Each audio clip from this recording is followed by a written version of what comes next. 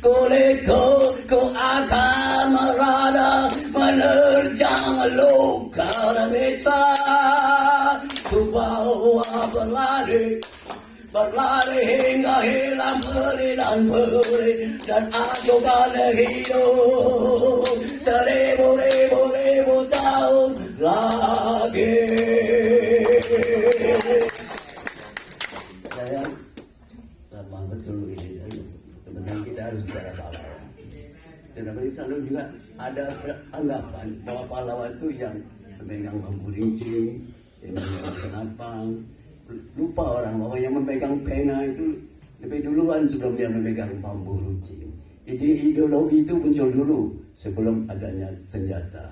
Itulah bagaimana John Locke, Montesquieu, semua yang di Perancis, di Inggris itulah yang memberikan demokrasi. Dan kemudian baru muncul demokrasi itu di Amerika dan lain-lainnya. Dan kemudian setelah politis etis itu 1901 itu akibat pendidikan barat, mulai kita mengenal demokrasi, mulai kita ingin bersatu. Semua ini adalah pahlawan-pahlawan sebenarnya.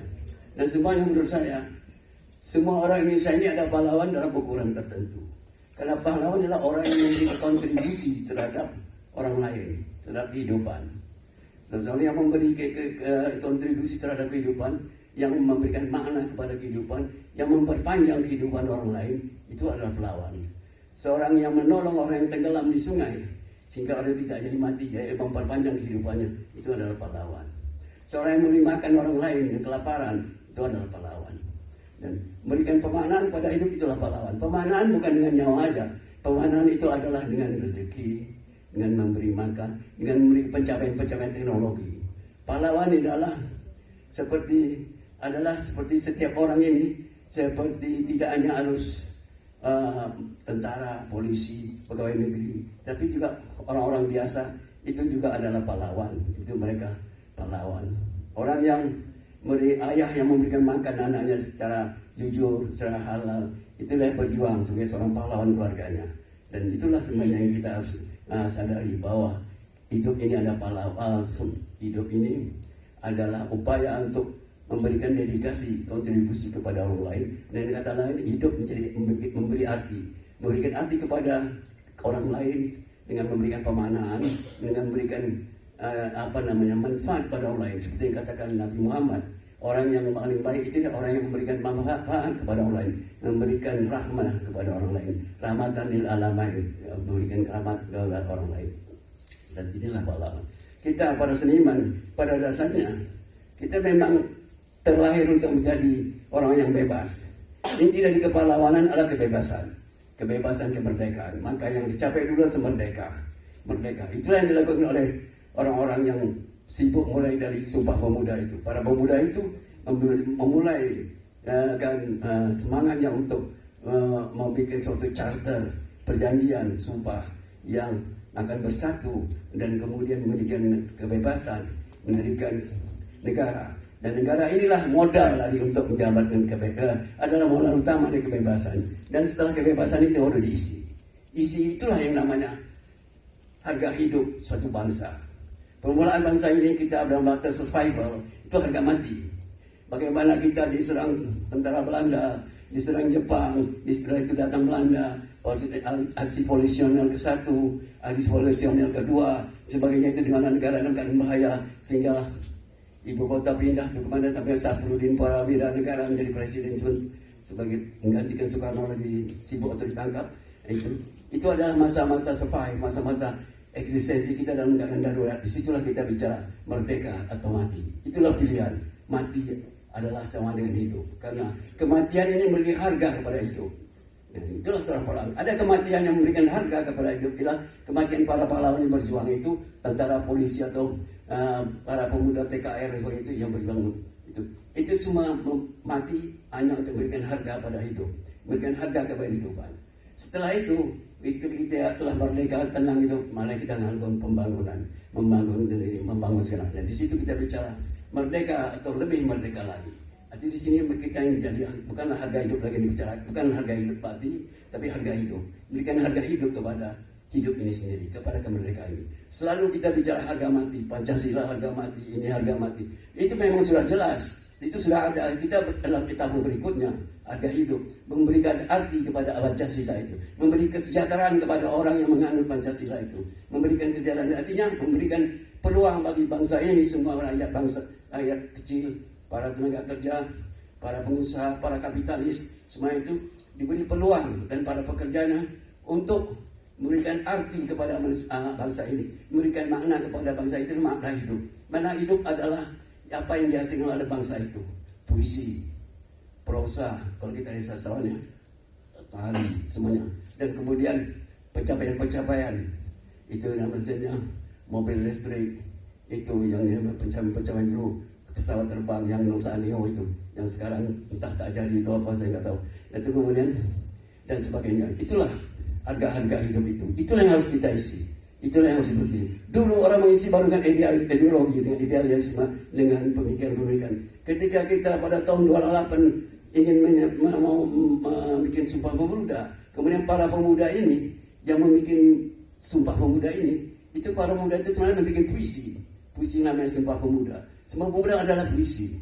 Jadi jangan heran, dari Sumpah Pemudanya aja lah puisi. Mereka itu pada saat-saatnya penyair yang tidak menyebut diri penyair. Penyair kolektif yang bikin Sumpah Pemuda. Saya akan ulang-ulang nanti ini apa artinya Sumpah Pemuda itu sebagai puisi. Pertama, puisi itu adalah imajinasi, imajiner, ayat, angan-angan ke depan.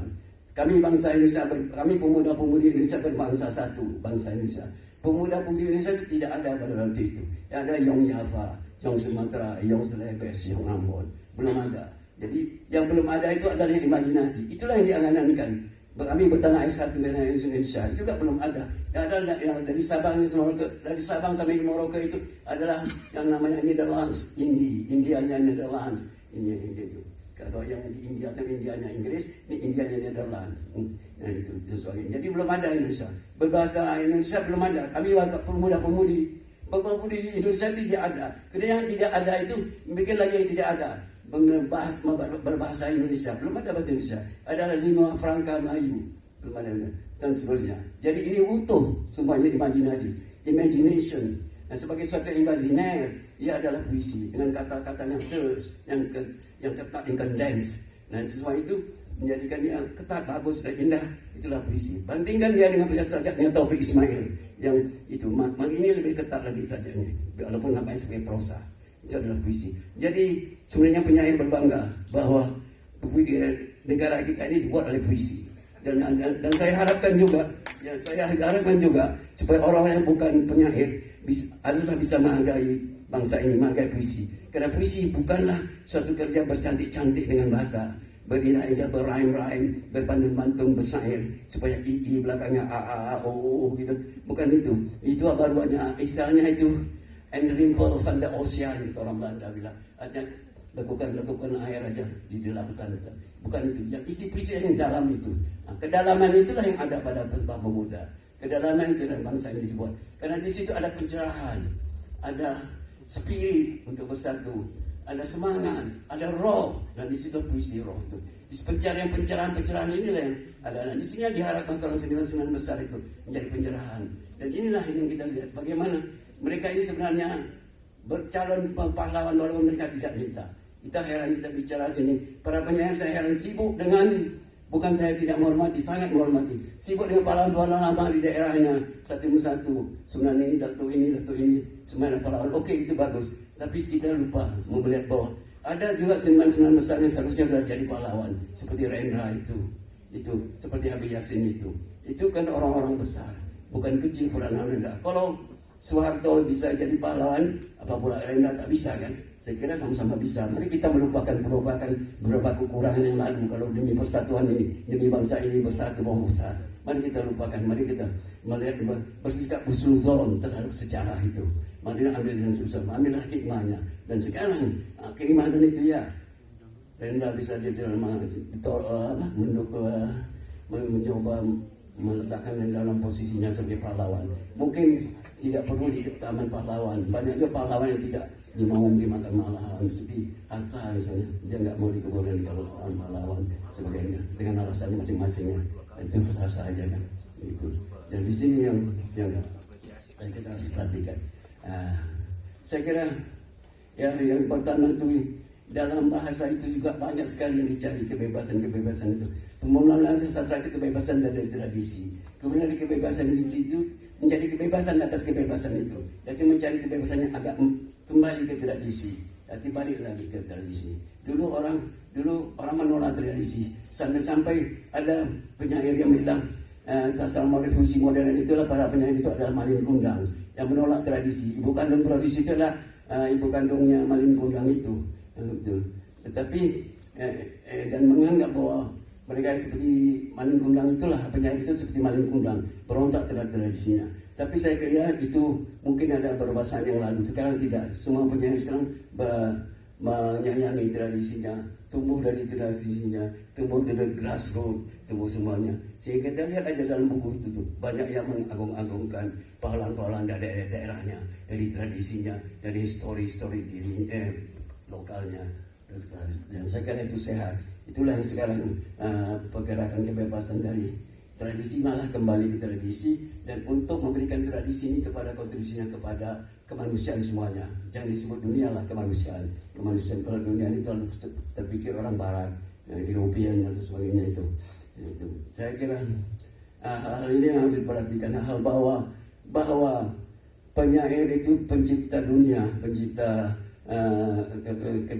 memberikan rasa, memberikan kontribusi. Bahwa menulis puisi itu sebenarnya memberikan kenikmatan kepada pembaca.